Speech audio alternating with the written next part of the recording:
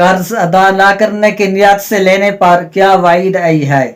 ابن ماجہ کی حدیث مبارکہ میں ہے کہ حضور تاجدار ختم نبوت صلی اللہ تعالی علیہ وسلم نے ارشاد فرمایا، جس نے ادا نہ کرنے کے ارادے سے قرض لیا اور مر گیا تو قیامت کے دن اللہ عز و جل اس سے ارشاد فرمائے گا، تو نے یہ گمان کیا کہ میں اپنے بندے کو کسی دوسرے کے حق کی وجہ سے نہیں پکڑوں گا، پس اس کی نیکیاں لے لی جائیں گی اور دوسرے کی نیکیوں میں ڈال دی جائیں گی، اور اگر اس کے پاس نیکیاں نہ ہوں گی تو دوسرے کے گناہ لے کر اس پر ڈالے جائیں گے۔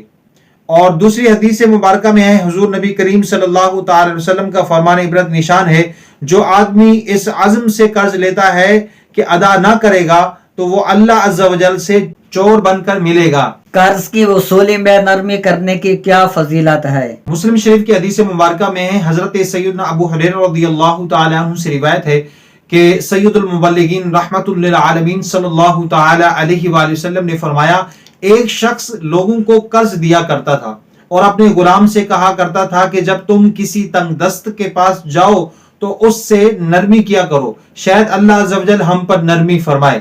مرنے کے بعد جب وہ بارگاہ الہی میں حاضر ہوا تو اللہ عز و جل نے اسے بخش دیا۔ کن کاموں میں جلد بازی شیطان کی طرف سے نہیں؟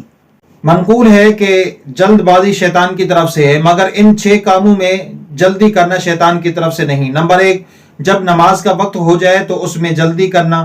نمبر 2، مہمان آئے تو اس کی مہمان نوازی میں جلدی کرنا۔ نمبر 3، کسی کے مرنے پر اس کی تجہیز و تکفین کرنا۔ نمبر 4، بچی کے بالغ ہونے پر اس کی شادی کرنا۔ نمبر 5، قرض کی ادائیگی کا وقت آ جائے تو اسے جلدی ادا کرنا۔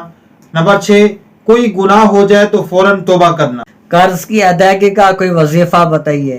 ترمذی شریف کی حدیث مبارکہ میں ہے کہ اللہم اکفنی بحلالک عن حرامک واغننی بفضلک عمن سواک۔ جو شخص ہر نماز کے بعد 11 بار اور صبح و شام 100 بار روزانہ اول آخر درود شریف کے ساتھ پڑھے گا، اسی دعا کی نسبت جو ہے وہ مولا علی کرم اللہ تعالی وجہ الکریم نے فرمایا کہ اگر تجھ پر مثل پہاڑ کے بھی قرض ہوگا تو اسے ادا کر دے۔